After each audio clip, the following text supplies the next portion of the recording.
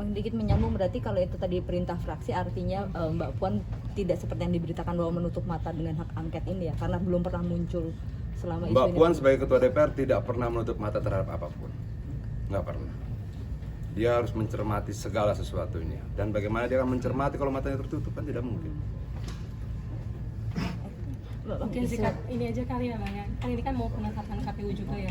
Rekapitulasi udah tinggal 4, mungkin sekarang udah tinggal 2 ya. Iya, jadi besok nah ini, tinggal 2. nah ini kalau dari PDIP melihatnya gimana Bang? Kan mungkin kalau beberapa rekapitulasi itu tuh yang unggul masih Prabowo Gibran dan mungkin nggak ada yang menempatkan posisinya Mas Ganjar. Kita tuh tidak melihat angka-angka ya, gini loh. Demokrasi itu tidak hasil. Demokrasi itu proses. Proses itu mensyaratkan banyak hal untuk sampai pada sebuah kesimpulan apakah kualitas demokrasinya bagus atau tidak bagus. Makanya kalau kita bicara tentang demokrasi dan kualitas demokrasi, tidak bicara angka-angka pemilu. Kita bicara proses yang terjadi dalam perjalanannya menuju angka-angka itu. Makanya saya selalu katakan pada banyak teman-teman yang lain, kalau kita mau berbicara tentang demokrasi, kita harus berbicara tentang upah buruh.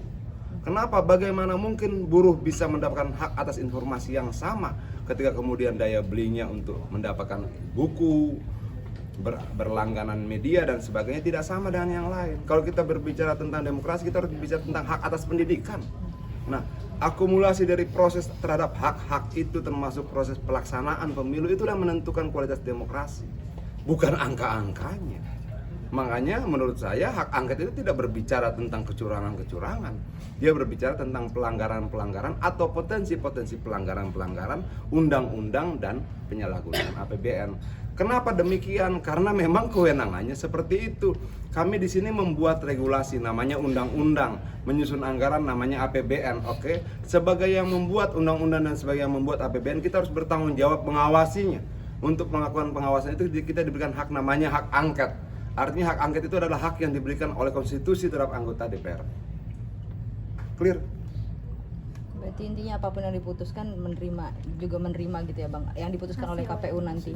Kita tidak bicara hasil, kita bicara proses. Enggak gampang. Tapi bisa dipastikan bahwa Ibu Mega bakal mendukung DPR untuk menggulirkan hak angket ini. Gua bisa pastikan Ibu Mega adalah orang yang sama, yang punya keberanian yang sama seperti 25 tahun, 27 tahun, 28 tahun yang lalu. Bang Adian